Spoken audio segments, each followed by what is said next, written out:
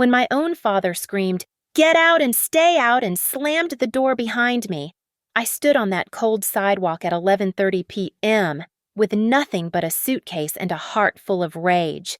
The neighbor's porch lights flickered on as I dragged my belongings down the driveway, my mother's sobs echoing through the windows. That night, humiliated and homeless, I made a promise to myself that would ignite a fire burning so fierce it would consume every doubt he ever had about me and turn into the most savage revenge he never saw coming. My name is Alexis Monroe, and I should have seen it coming the moment I walked through that front door at 8:15 p.m. on a Tuesday. That would change everything. The house in our middle-class Cincinnati neighborhood had always felt like a pressure cooker. But that night, the tension was suffocating. My father, Richard Monroe, sat hunched over his laptop at the kitchen table, his face illuminated by the harsh blue glow of another failed business proposal. Empty beer bottles clustered around him like soldiers, a sure sign he'd been stewing in his bitterness for hours. My mother, Evelyn, moved around the kitchen like a ghost, washing the same plate 3 times while stealing nervous glances at her husband. She'd perfected this dance over 27 years of marriage to a man whose dreams had curdled into resentment. "Where's the golden boy?" I asked, dropping my purse on the counter. "Lucas is at his MBA study group," my mother whispered, as if speaking too loudly might shatter what was left of our family's fragile peace. Of course he was. My older brother could do no wrong in Richard's eyes. While I'd graduated summa cum laude with a degree in information technology, Lucas was pursuing his master's in business administration, the path Richard had always wished he'd taken. Every conversation in our house eventually circled back to Lucas's achievements, his networking events, his internship at a prestigious consulting firm. I'd just landed a decent position at a local IT company, but in Richard's world, decent wasn't enough. Nothing I did ever was. "How was work?" my mother asked, her voice carrying that forced cheerfulness she used when trying to prevent one of Richard's explosions. "Actually, it was great. I solved a major security breach today that could have cost the company—" security breach." Richard's voice cut through the air like a blade. He didn't look up from his screen. "You mean you fixed someone else's mistake? That's not exactly building an empire, is it?" The familiar sting of his dismissal hit me, but I'd learned to push back. "It's called being valuable to my team. Dad. Something you might understand if you'd ever stuck with anything long enough to." His chair scraped against the floor as he shot to his feet. "What did you just say to me?" The kitchen went dead silent except for the hum of the refrigerator.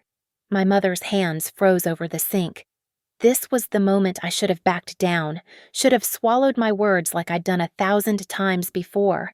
But something inside me had finally snapped. "I said maybe if you'd stuck with something instead of jumping from one get-rich-quick scheme to another, you'd understand what real work looks like." His face turned a shade of red I'd never seen before. "Real work? You think sitting in some cubicle fixing other people's problems is real work? You're 27 years old, living in your childhood bedroom, making $40,000 a year, and you want to lecture me about success." Each word hit like a physical blow, but I stood my ground. At least I'm actually doing something instead of drinking beer and complaining about how unfair the world is. That's when he lost it completely. "Unfair!" he roared, slamming his laptop shut so hard I thought it might break. "You want to know what's unfair? Having a daughter who thinks she's better than the man who put a roof over her head for 27 years. Your brother respects this family. He understands what it means to have ambition. Real ambition. Not this small-time technical garbage you waste your time with. Lucas doesn't have to live with your constant criticism." I shot back. "Lucas gets praised for breathing while I could cure cancer, and you'd find a way to tell me I did it wrong." "Because Lucas has vision. Lucas is going somewhere. You're just settling for mediocrity and calling it success."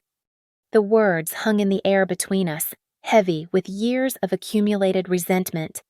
My mother tried to intervene, placing a trembling hand on Richard's arm, but he shook her off.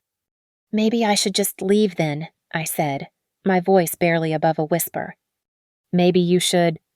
The silence that followed was deafening. I stared at my father, waiting for him to take it back, to realize what he'd just said. But his jaw was set, his eyes hard and unforgiving. "Richard," my mother whispered, "you don't mean that." But he did mean it. I could see it in the way he straightened his shoulders, in the cruel satisfaction that flickered across his face. "Get out!" he said, his voice growing louder with each word. "Get out and stay out. I'm tired of supporting someone who doesn't appreciate what she has. If you think you can do better on your own, prove it." The next few minutes blurred together in a haze of adrenaline and disbelief. I ran upstairs, threw whatever I could fit into my old college suitcase, and grabbed the small emergency fund I'd been saving $327 in cash. When I came back downstairs, Richard was standing by the front door like a bouncer, my mother crying behind him.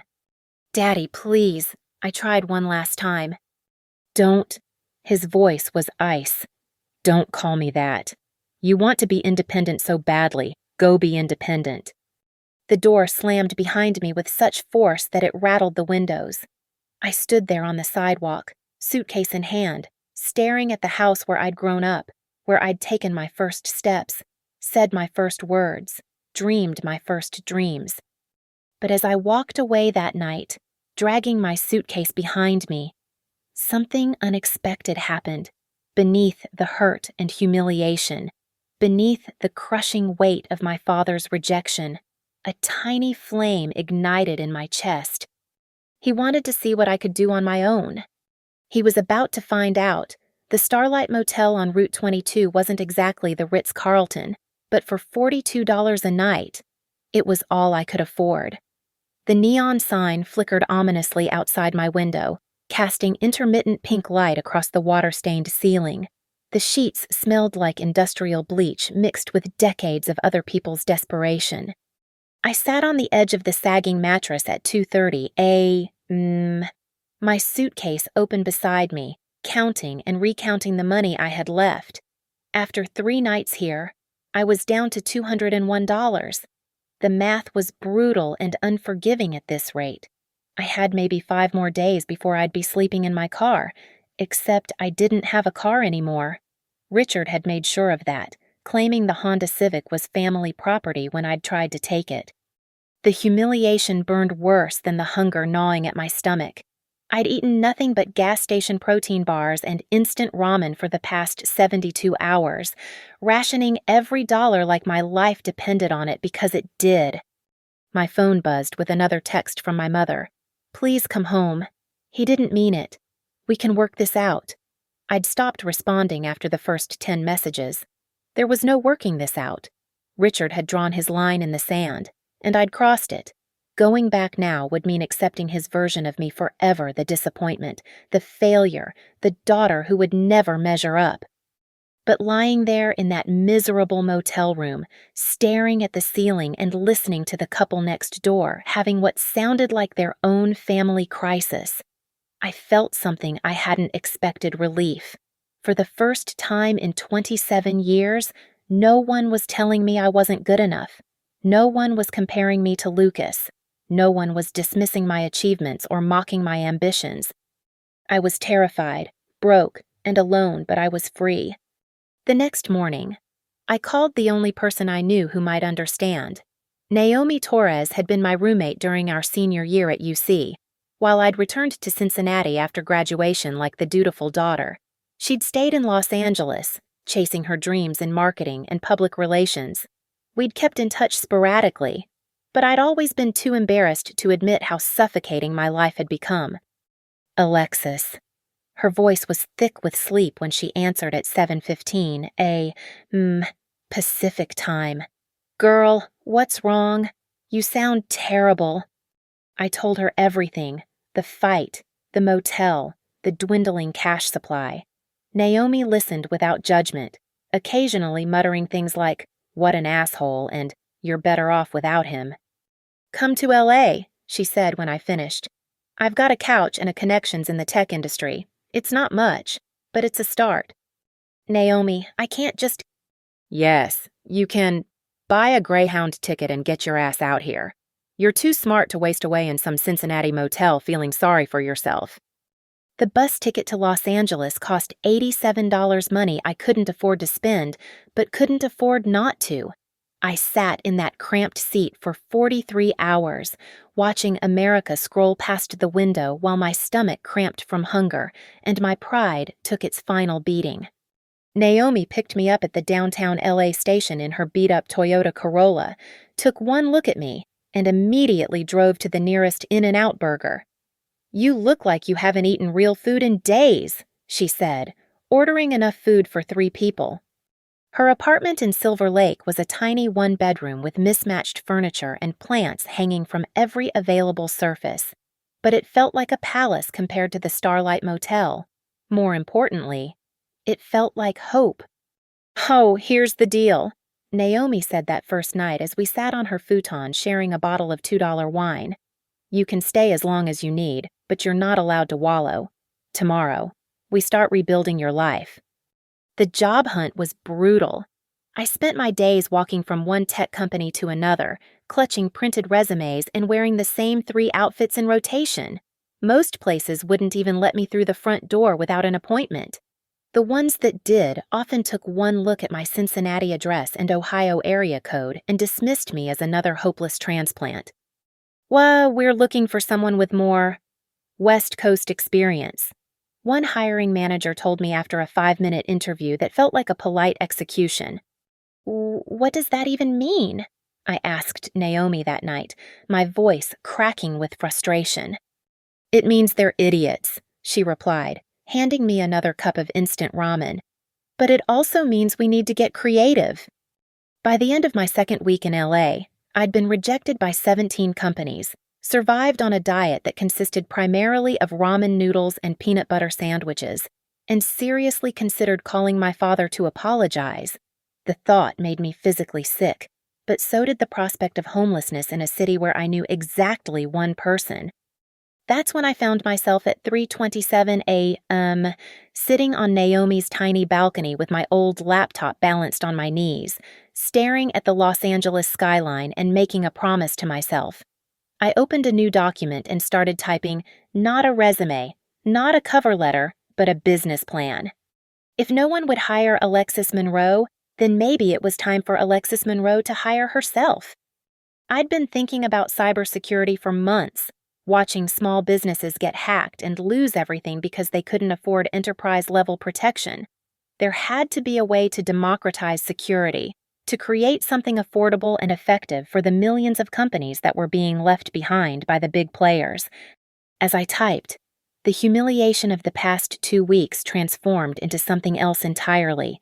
Every rejection, every condescending smile, every "we'll be in touch" that never came. It all became fuel for the fire that was building inside me. Richard wanted to see what I could accomplish on my own. Fine. I'd show him exactly what his mediocre daughter was capable of. The sun was rising over the city by the time I finished the first draft of my plan. SafeLock Simple, affordable cybersecurity for small businesses. It wasn't perfect, and I had no idea how to fund it, but it was mine. And for the first time since I'd been thrown out of my childhood home, I felt like I was exactly where I was supposed to be. The idea for SafeLock had been percolating in my mind since my college days, but it took sleeping on Naomi's couch and eating ramen for 2 weeks straight to give me the desperation I needed to actually build it. My computer science degree had focused heavily on cybersecurity and automation subjects that fascinated me while my classmates complained about the complexity. I'd always had an intuitive understanding of how systems could be breached, and, more importantly, how to prevent those breaches without requiring a PhD in computer science. The problem was everywhere I looked: small businesses, restaurants, local law firms. Independent contractors were getting decimated by ransomware attacks and data breaches because they couldn't afford the enterprise-level security solutions that cost thousands of dollars per month. They needed something simple, affordable, and effective, something that didn't require a dedicated IT department to operate. I started coding at 11:30 p.m. every night after my daily ritual of job rejections, working until my eyes burned and my fingers cramped. Naomi would find me passed out over my laptop at dawn, surrounded by empty coffee cups and crumpled notes covered in flowcharts and code snippets.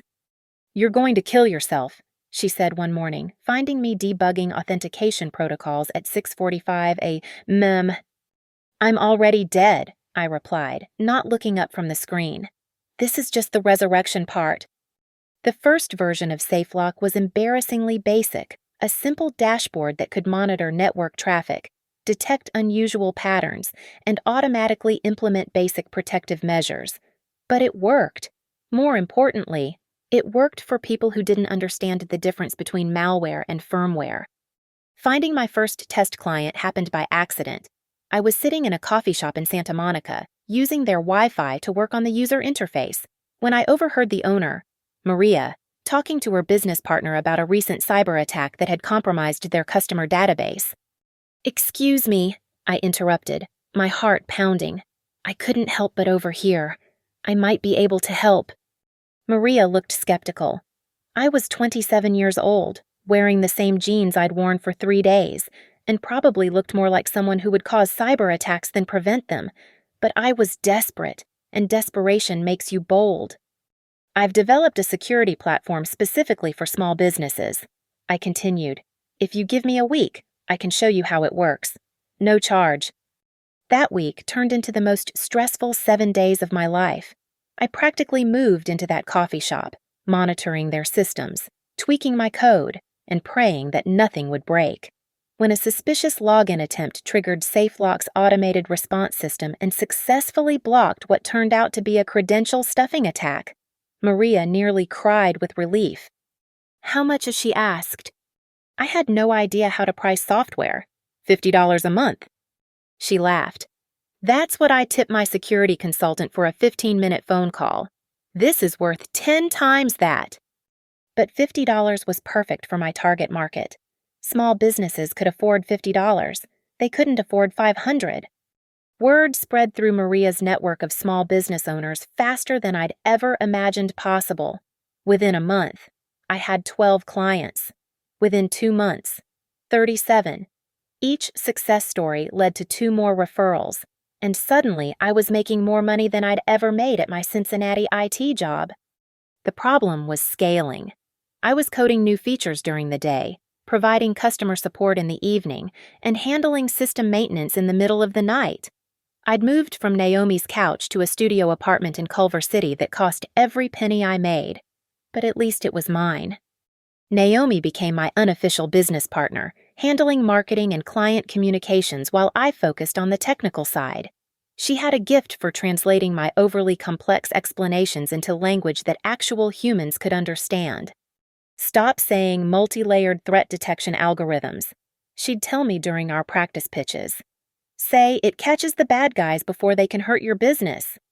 The breakthrough came when a local tech blogger, frustrated by his own security issues, tried SafeLock and wrote a review that went viral on social media. Finally, cybersecurity for the rest of us. The headline read, "This is what small business protection should look like." My phone didn't stop ringing for 3 days. Businesses from across California were signing up faster than I could onboard them. I had to hire my first employee, a recent USC graduate named Jake, who could handle customer support while I focused on development. But success brought new problems. Larger clients meant more complex needs. They wanted custom features, integration with existing systems, and 24/7 support. I was burning through my revenue as fast as I made it, reinvesting everything into improving the platform and expanding the team. The wake-up call came at 2:15 a.m. on a Tuesday when SafeLock's servers crashed under the load of too many simultaneous users.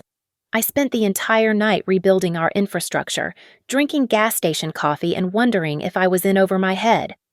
"You need real funding," Naomi told me the next morning, finding me still hunched over my laptop, debugging server configurations.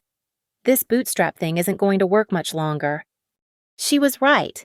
I'd taken SafeLock as far as I could on coffee shop Wi-Fi and stubborn determination. If I wanted to compete with the established players, I needed capital, and that meant investors. The thought terrified me. I'd built SafeLock in defiance of everyone who'd told me I wasn't ambitious enough, smart enough, or ruthless enough to succeed. Now I had to convince complete strangers to bet money on me and my vision. But as I looked at the steady stream of new customer signups and read testimonials from business owners who said SafeLock had saved them from disaster, I felt that familiar fire burning in my chest, the same fire that had kept me coding through those first desperate nights on Naomi's couch. Richard had wanted me to prove I could make it on my own. I was just getting started. The TechCrunch Disrupt networking event in Beverly Hills was everything I'd imagined and nothing I was prepared for. Walking into that gleaming hotel ballroom at 7:15 p.m., surrounded by people in $1,000 suits discussing million-dollar valuations, I felt like an imposter wearing my best dress from Target and carrying business cards I'd printed at Kinko's. Naomi had practically forced me to attend. "You can't build a real company hiding in your apartment," she'd said, straightening my collar like a mother sending her kid to the first day of school. "These people need to see what you've built." I spent the first hour nursing a single glass of wine and practicing my elevator pitch in my head while watching venture capitalists glide through the room like sharks sensing blood in the water. Everyone seemed to know everyone else, speaking in a shorthand of acronyms and inside references that made me feel like I was listening to a foreign language. I was about to leave when a man in his 50s approached my corner table. He was shorter than most of the other investors, with graying hair and kind eyes that seemed genuinely interested rather than calculating. "You look like you'd rather be anywhere else," he said with a slight smile. "Is it that obvious?" "I've been coming to these things for 15 years. The best entrepreneurs always look uncomfortable at networking events. They'd rather be building something." He extended his hand. "Derek Lawson, Meridian Ventures." My heart skipped. I'd researched every major investor in LA, and Derek Lawson was legendary for discovering companies in their earliest stages. His portfolio included 3 unicorns and dozens of successful exits. "Alexis Monroe, SafeLock Security." The small business cybersecurity platform. I've heard interesting things." I tried not to look shocked. "You've heard of us." Word travels fast in our little ecosystem. Maria Gonzalez from Sunshine Coffee is my neighbor. She won't stop talking about how you saved her business from a ransomware attack. He gestured to an empty chair. "Tell me about SafeLock." This was my moment. Everything I'd practiced, everything I'd dreamed of, came down to the next 10 minutes. I took a deep breath and launched into my pitch. "Most small businesses can't afford enterprise cybersecurity," I began. "They're getting destroyed by attacks that could be prevented with the right tools, but those tools cost more than their entire IT budget. SafeLock changes that equation."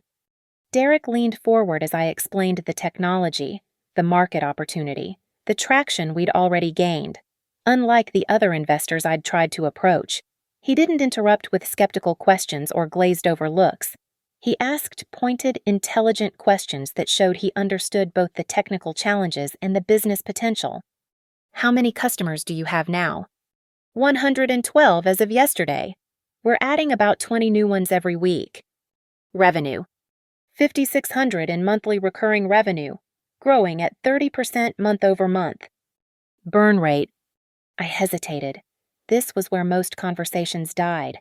"We're actually profitable. Barely, but profitable." His eyebrows shot up. "Profitable in your first year." "I learned to be careful with money the hard way," I said, thinking about those ramen noodle dinners and sleepless nights on Naomi's couch.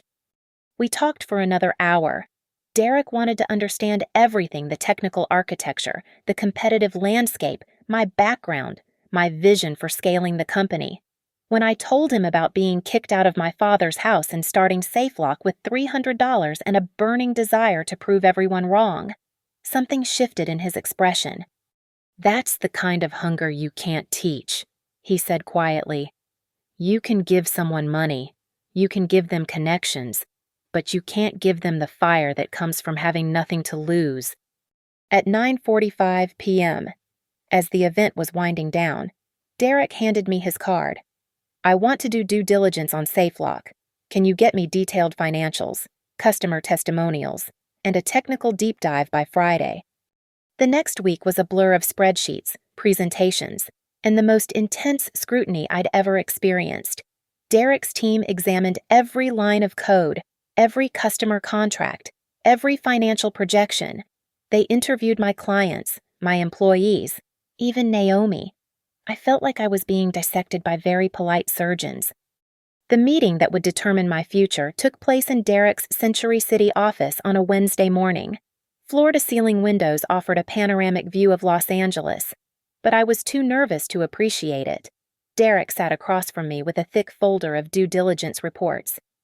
"Alexis, I've been investing in startups for 23 years, he began. I've seen brilliant technology fail because the founders couldn't execute. I've seen mediocre products succeed because the team was unstoppable. SafeLock has both great technology and a founder who won't quit." My heart was pounding so hard I was sure he could hear it. "I want to lead a seed round. $2 million for 20% equity." The number hit me like a physical force. $2 million. 6 months ago. I'd been counting quarters for laundry money. Now someone was offering to invest more money than my father had made in his entire life in my mediocre little security company. "There are conditions," Derek continued. "You'll need to hire a CFO, establish proper board governance, and prepare for Series A funding within 18 months. This money should last you 2 years if you're smart about it." I tried to respond professionally, but my voice came out as barely more than a whisper. "Derek, yes. Absolutely, yes." He smiled and pulled out a term sheet. "Welcome to the big leagues, Alexis."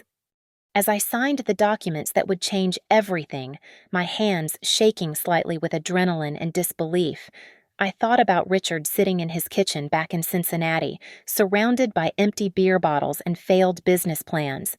He'd called my work small-time technical garbage and dismissed my ambitions as settling for mediocrity. I couldn't wait to show him what mediocrity looked like with $2 million behind it. The wire transfer hit SafeLock's bank account 3 days later. I stared at the balance on my phone screen for a full 5 minutes, refreshing it repeatedly to make sure the numbers were real. 7 figures, in an account with my name on it. I was no longer just Alexis Monroe, the disappointment daughter who got kicked out of her father's house. I was Alexis Monroe, CEO of a funded startup with real investors betting real money on my vision. And this was just the beginning. Having $2 million in the bank should have made everything easier. Instead, it felt like someone had strapped a rocket to my back and lit the fuse. Derek's investment came with expectations that made my previous challenges look like warm-up exercises. The first crisis hit 3 weeks after the funding closed. Our biggest client, a chain of medical offices with 47 locations, discovered that SafeLock's latest update had created a compatibility issue with their patient management system. Their entire network went down at 8:30 a.m. on a Monday morning, and suddenly I had 300 angry patients unable to access their appointments.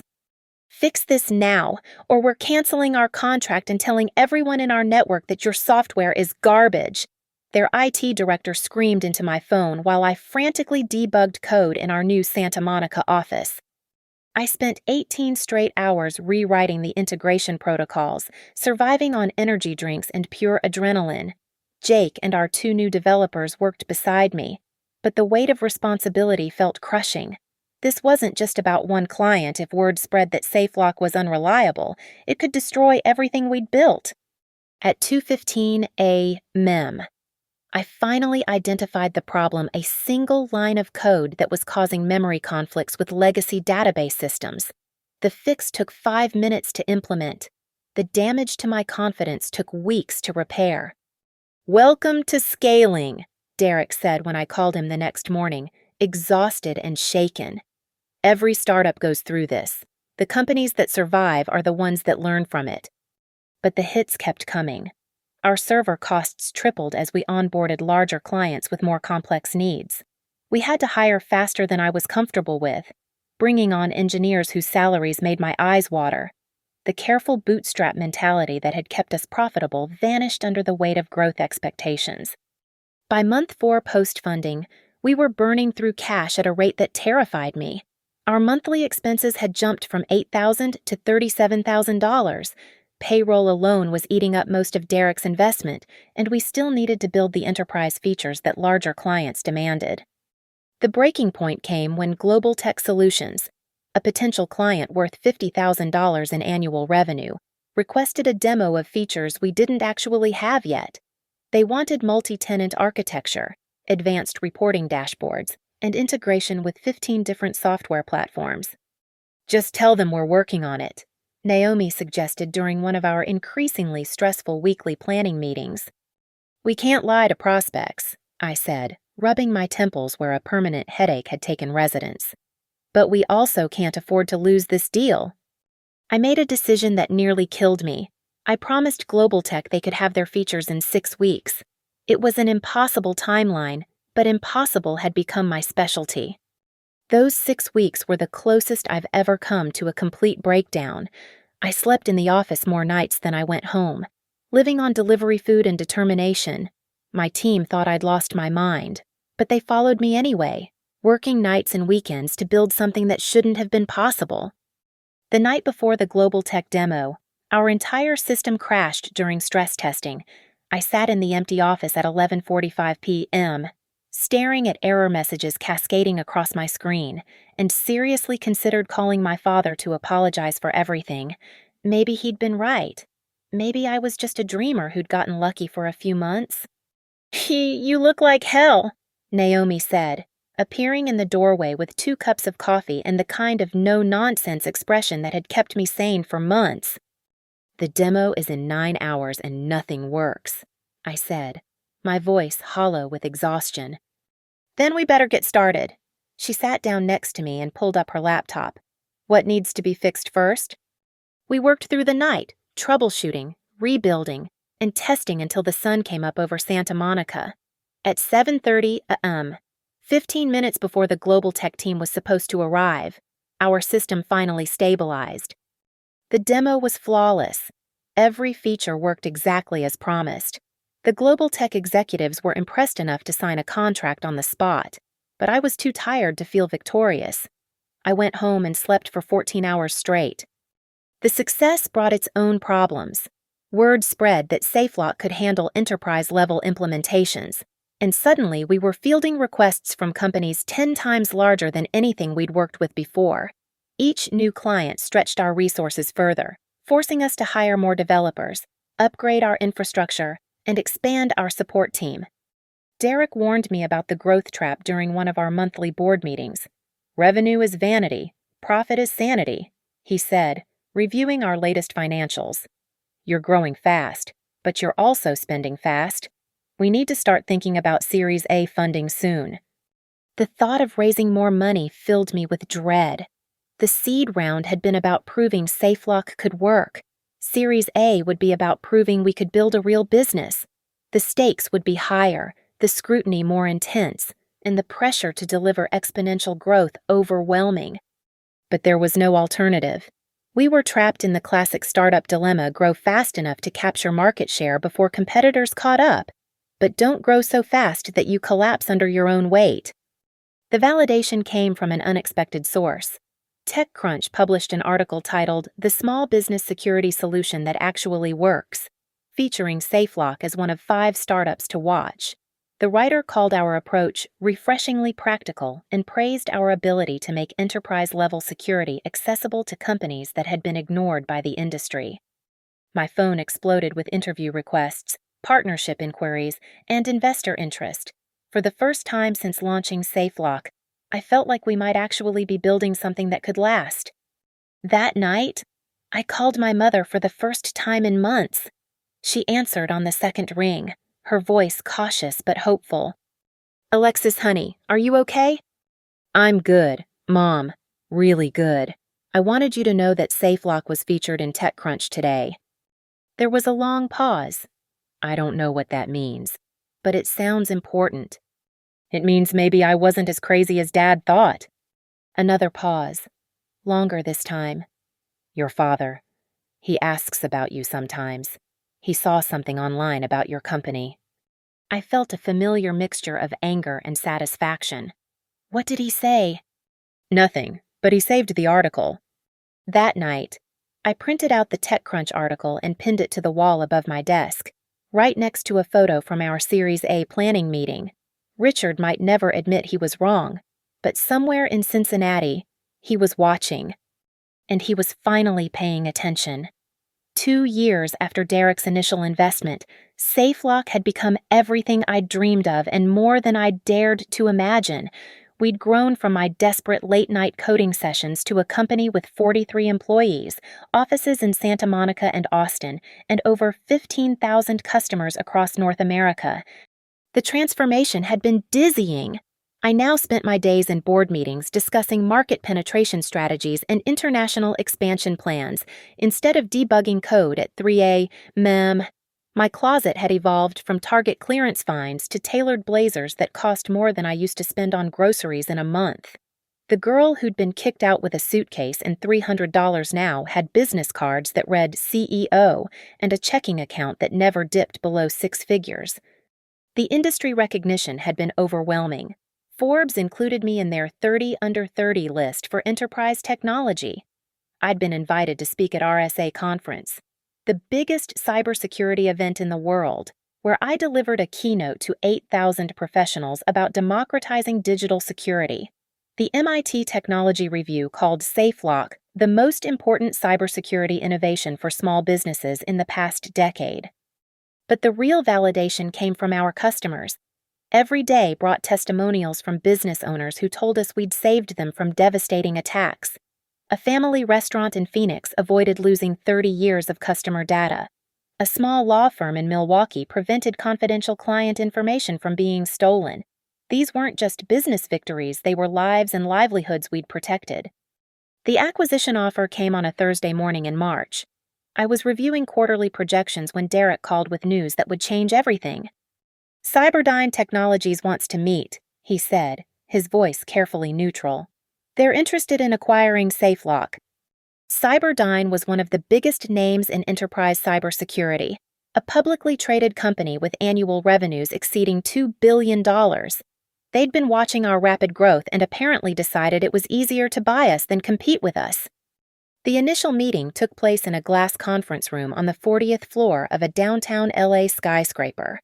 Cyberdyne's acquisition team was led by Patricia Williams, a sharp-eyed executive who'd orchestrated dozens of tech acquisitions over the past decade. Ms. Monroe, she said, shaking my hand with the grip of someone accustomed to closing deals worth hundreds of millions. We've been very impressed with what you've built. SafeLock has captured a market segment that, frankly, we missed. The numbers they presented were staggering. Cyberdyne was offering $70 million for complete acquisition of SafeLock. After accounting for Derek's equity stake and employee stock options, my portion would be approximately $32 million. $32 million. I managed to maintain my composure during the meeting, asking thoughtful questions about integration plans and employee retention. But internally, I was reeling. The daughter who'd been told she was settling for mediocrity was being offered enough money to never work another day in her life. So, we'd like you to stay on as VP of Small Business Solutions, Patricia continued. Your vision for this market is exactly what Cyberdyne needs to expand our customer base. The due diligence process took 6 weeks and felt like surgical precision applied to every aspect of my life's work. Cyberdyne's team examined our code, our financials, our customer contracts, and our growth projections with the thoroughness of archaeologists uncovering ancient secrets. During those weeks, I found myself walking through our Santa Monica office at odd hours, watching my team work on features that would soon belong to someone else. These were people who'd believed in SafeLock when it was just an idea scribbled on napkins. Jake, who'd been our first employee when we could barely afford his salary. Sarah Martinez, our brilliant head of engineering who'd turned my rough prototypes into elegant, scalable solutions. Marcus Thompson, our customer success manager who knew every client's business better than they did. The final negotiation session lasted 14 hours. We hammered out details about employee packages, intellectual property rights, and my role in the transition. By 2:30 a.m., we had a deal that would make SafeLock part of Cyberdyne's portfolio while ensuring my team would be taken care of. I signed the acquisition agreement at 9:15 a.m. on a Tuesday, using the same pen I'd used to sign Derek's initial term sheet 2 years earlier. The wire transfer notification appeared on my phone 6 hours later, $32,467,000. I stared at the number until my eyes watered. Then I walked out of the office, drove to the Santa Monica Pier, and sat on a bench overlooking the Pacific Ocean for 3 hours, trying to process what had just happened. That evening, I called Naomi, who screamed so loudly I had to hold the phone away from my ear. "Are you serious, Alexis? You're a fucking millionaire multiple times over." The celebration was surreal. My team threw an impromptu party at our favorite bar in Venice Beach. Derek flew in from San Francisco to congratulate me in person. Local tech reporters wanted quotes about the acquisition. Everyone kept using words like incredible and inspirational and life-changing. But as I stood in that crowded bar, watching my colleagues celebrate the sale of something we'd built together, I felt an unexpected emotion grief. SafeLock had been more than a company to me. It had been my proof that I was worth something, my weapon against everyone who'd dismissed my potential, my shield against the voice in my head that still sounded like Richard telling me I'd never amount to anything. Now it belonged to someone else. The grief was mixed with something far more powerful, though vindication. The numbers didn't lie. $32 million was more than most people would see in 10 lifetimes. It was more than Richard had earned in his entire career of failed ventures and broken dreams. It was fuck you money on a scale that made every cruel word he'd ever spoken look petty and small. 3 days after the acquisition closed, I did something I'd been fantasizing about for 2 years. I bought a house that would make Richard's middle-class Cincinnati neighborhood look like a starter community. The Malibu estate cost $30 million. $30 million. 6 bedrooms, 8 bathrooms, infinity pool, private beach access, and a view of the Pacific Ocean that stretched to the horizon. It was obscene, excessive, and absolutely perfect. Standing on the master bedroom balcony at sunset, watching waves crash against my private stretch of beach, I thought about the scared, angry girl who dragged a suitcase down her father's driveway 2.5 years ago. She could never have imagined this moment. But she'd made it possible. The first morning I woke up in my Malibu mansion. I lay in bed for 20 minutes just listening to the waves crash against my private beach. The master suite was larger than the entire first floor of my childhood home in Cincinnati, with floor-to-ceiling windows that made the Pacific Ocean look like a living painting. The silence was profound, no traffic, no neighbors arguing, no sounds of a world that had never believed in me. This was mine, all of it, every square foot of marble flooring, every piece of custom furniture, every blade of grass in the meticulously landscaped gardens. For the first time in my life, I lived somewhere that no one could take away from me, somewhere that existed entirely outside the reach of Richard Monroe's disapproval. The house had been featured in Architectural Digest 3 years earlier. The previous owner was a tech billionaire who'd decided to relocate to Singapore, leaving behind what the real estate agent had called one of Malibu's crown jewels. I'd written the $30 million check without blinking, though part of me still couldn't believe I had the authority to make such decisions. Moving day was an exercise in surreal luxury.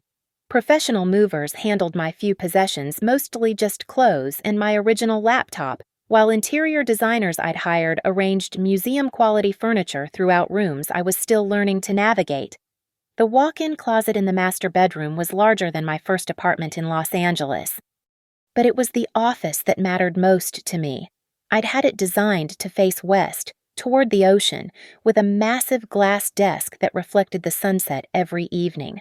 On the walls, I hung framed articles about SafeLock, the acquisition announcement from TechCrunch, and my Forbes 30 Under 30 feature. In the center, displayed like a piece of art, was a copy of my first business plan, the one I'd written on Naomi's balcony at 3:27 a.m., when I had nothing but rage and determination. The news of my success had traveled faster than I'd expected. LinkedIn was full of congratulatory messages from former colleagues, classmates, and competitors. Venture capital firms were reaching out about my next venture. Harvard Business School invited me to speak at their entrepreneurship conference. The woman who'd been rejected by 17 companies in 2 weeks was now being courted by institutions that represented the pinnacle of business achievement. But the message that mattered most came through my mother's trembling voice during a phone call on my third evening in the house. "Alexis," she said, her words careful and measured, "your father saw the article in the Wall Street Journal about the sale." The Journal had run a feature story about the Cyberdyne acquisition, focusing on what they called the meteoric rise of SafeLock from startup to strategic exit. They'd mentioned the deal value, my background, and the rapid growth that had attracted Cyberdyne's attention. More importantly, they'd included a photo of me standing in front of SafeLock's Santa Monica office, looking every inch the successful CEO I'd become. "What did he say?" I asked, though I wasn't sure I wanted to know. "Nothing at first. He cut out the article and put it on the refrigerator." She paused, and I could hear her choosing her words carefully. "Then he asked if I thought you might want to have dinner sometime, as a family." The audacity was breathtaking. 2.5 years ago, he'd thrown me out of his house like garbage, told me to prove I could make it on my own, slammed the door in my face. Now, after reading about my $32 million exit, he wanted to have dinner as a family. "He wants to see me," I said, more statement than question. "He misses you, honey. We both do. Lucas has been asking about you, too." Lucas, the golden boy who'd never had to prove himself, who'd sailed through his MBA program on a cushion of parental approval while I'd been sleeping on couches and eating ramen. I wondered what he thought about his little sister's small-time technical garbage now that it had generated more wealth than he'd see in a lifetime of consulting jobs. "Okay," I said finally. "Tell him I'll come to Cincinnati. One dinner. But it's on my terms." The arrangements took 2 weeks to coordinate. I insisted on choosing the restaurant Le Bernardin's new location in downtown Cincinnati, the kind of place where a single meal cost more than Richard used to spend on groceries in a week. I made reservations for 7:30 p.m. on a Friday. Private dining room, wine pairings selected by their sommelier. I flew from LAX to Cincinnati on a private jet I'd chartered for the occasion. It was an unnecessary expense, but the symbolism mattered. The girl who'd left Cincinnati on a Greyhound bus with $87 was returning in an aircraft that cost more per hour than most people's annual salaries. The flight gave me 3 hours to prepare mentally for what was coming. I'd rehearsed this moment countless times in my head, the things I would say, the way I would carry myself, the careful balance between grace and vindication I wanted to achieve. This wasn't just dinner with my family. This was the culmination of every sleepless night, every rejection, every moment of doubt I'd pushed through to get here. As we descended toward Cincinnati, I looked down at the city that had once felt like the entire world. From 30,000 feet, it looked small and manageable, just another collection of lights scattered across the darkness. I was no longer the scared girl who'd grown up in one of those houses, desperately seeking approval from a man who'd never learned to give it. I was Alexis Monroe, the woman who'd turned his cruelest rejection into her greatest triumph. And tonight, he was going to see exactly what he'd lost when he slammed that door. The car service picked me up at the airport in a black Mercedes that cost more than Richard's annual salary. As we drove through the familiar streets of my childhood, past the high school where I'd been dismissed as not business material, past the neighborhood where I'd once felt so trapped, I felt a strange sense of completion. Everything that had brought me pain had also brought me power. Every door that had been slammed in my face had forced me to build my own entrance. Every person who'd told me I wasn't enough had unknowingly fueled the fire that would eventually consume their doubts. At 7:25 p.m., I walked into Le Bernardin wearing a dress that cost more than my father's car, carrying the confidence that only comes from knowing you've already won. Richard Monroe was about to learn what happens when you underestimate your daughter. They were already seated when I arrived at 7:30 p.m. Precisely. Richard sat with his back straight, wearing what was obviously his best suit, the same navy blue one he'd worn to Lucas's MBA graduation. My mother had dressed up too, in a floral dress I remembered from Christmas dinners past. Lucas looked uncomfortable in his business casual attire, constantly adjusting his tie like it was choking him. But it was Richard's face that told the real story. The man who'd screamed at me to get out and stay out couldn't quite meet my eyes as I approached the table. His hands fidgeted with his water glass, and there was something defeated in his posture that I'd never seen before. "Alexis," my mother said, standing to hug me. Her embrace was desperate, clinging, as if she was afraid I might disappear again. "You look successful." I did look successful. The black Armani dress, the Louboutin heels, the subtle Cartier jewelry, every element had been chosen to send a message. This wasn't their little girl anymore. This was a woman who'd built an empire from nothing. Hello, Dad," I said, extending my hand instead of leaning in for a hug. The formality was intentional, and the way his face flinched told me the message had been received. "Alexis, you look, well," his voice was quieter than I remembered, lacking the booming authority that had once made me feel so small. Lucas stood awkwardly, unsure of the protocol. "Hey, sis, congratulations on everything. The Wall Street Journal article was incredible." The sommelier appeared with the wine I'd pre-selected, a bottle of 1996 Dom Perignon that cost more than Richard's monthly mortgage payment. As the server poured, I watched my family's eyes widen at the casual extravagance of it all. "So," Richard said once we'd ordered, his voice carrying forced lightness, "tell us about your company. This SafeLock thing. I have to admit, I didn't really understand what you were doing at first, but after reading about the sale—" "You mean after you found out it was worth $70 million?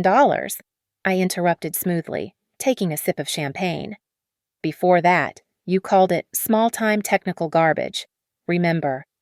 The table went silent. My mother's fork froze halfway to her mouth. Lucas stared down at his plate.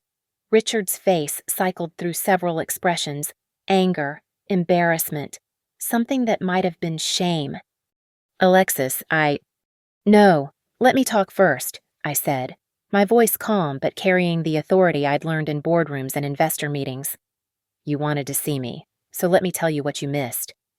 I told them about sleeping in the Starlight Motel with $200 to my name, about the job rejections, the ramen dinners, the nights I'd coded until dawn because I had nothing left to lose. I described the first time a customer told me SafeLock had saved their business, the moment Derek agreed to invest, the 18-hour days that had nearly broken me. Every single step of that journey, I continued, I was motivated by one thing, proving that the daughter you threw away was worth something. Every investor meeting, every all-nighter, every moment I wanted to quit, I remembered standing on that sidewalk while you slammed the door in my face. Richard's hands were shaking now. "Alexis, I never meant—" "Yes, you did," I said, cutting him off again. "You meant every word. You wanted me gone because I reminded you of your own failures, because watching me struggle with my mediocre ambitions was too painful when you couldn't even manage that level of success yourself." The words hit him like physical blows. I could see 27 years of suppressed resentment pouring out, but I felt strangely calm. This wasn't anger anymore, it was justice. But here's what's funny," I continued, leaning back in my chair. "Kicking me out was the best thing you ever did for me, because it forced me to stop seeking your approval and start building something you could never take away from me." My mother was crying now, quiet tears streaming down her cheeks. Lucas looked like he wanted to crawl under the table. Richard just sat there, deflated, looking every one of his 58 years. "I live in a $30 million house now," I said conversationally, as if discussing the weather. It has 6 bedrooms, 8 bathrooms, and its own private beach. The monthly utility bill is more than you make in 3 months. And every morning when I wake up and look out at the Pacific Ocean, I think about how grateful I am that you taught me I couldn't count on anyone but myself. The silence stretched for nearly a minute. Finally, Richard spoke, his voice barely above a whisper. I was wrong. About everything. About you. About what you could accomplish. I was wrong, and I'm sorry. It was the first apology he'd ever given me, and it felt hollow, too little and decades too late. But as I looked at this broken man who'd once held such power over my self-worth, I realized I didn't need his apology anymore. I'd already taken the only thing from him that mattered, his ability to define my value. I forgive you, I said, and meant it. Not because you deserve it, but because holding on to that anger would only diminish what I've built. I stood up, leaving most of my meal untouched. I have a plane to catch. My life is in California now, with people who believed in me when it mattered. As I walked toward the exit, I heard Richard call my name one last time. I turned back to see him standing, his face a mixture of regret and something that might have been pride.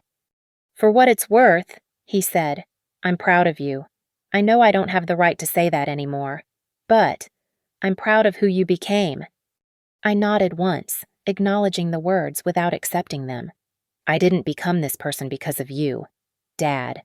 I became this person in spite of you.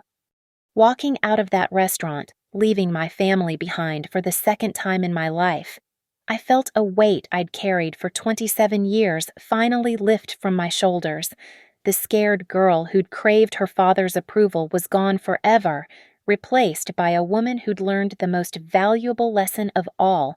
The only validation that matters is the kind you give yourself. 3 hours later, I was back in my private jet, flying over the lights of America toward my home overlooking the Pacific. I'd proven everything I'd set out to prove and more.